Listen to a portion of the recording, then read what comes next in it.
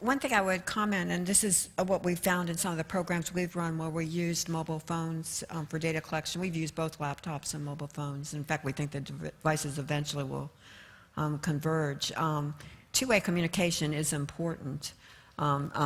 Basically, I remember visiting a group of health workers in India in a village, and they were using SMS messaging to transmit information about their activities. They get incentive pay based on the number of live births they attend to and so forth. But they wanted information back. That was very clear. And so that's something to think about. You know, they wanted to know, they wanted alerts for disease outbreaks. They wanted to know how the statistics, because it was the basis of their pay, how their performance compared to others in the region. So I think you might whet the appetite with one-way communication, but I mean, I think very shortly, to people to really be empowered are going to want the information to flow both ways. No, exactly. Yeah.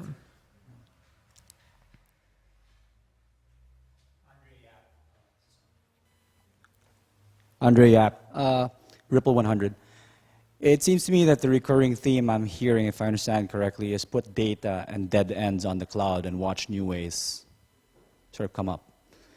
If I were to do a sensitivity analysis of what's happening here, it seems like letting a lot more people know that the data is up there on the clouds and that we need more ideas. The idea of cloud sourcing solutions is a key lever for seeing all these new ways come up.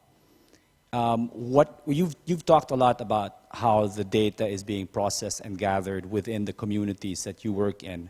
What are you doing to get the data, the message out there that the data is out there and come on world, let's work on this together? In other words, the marketing of the cloud stuff that you're doing so that more ordinary people or more people who have interests and skills can process it and the new ways can come up. What's always surprised me is when we started posting data to the web, I thought, well, my mother might care, maybe my sister would occasionally throw me a web hit. What is amazing is how many people actually use the data in their daily life.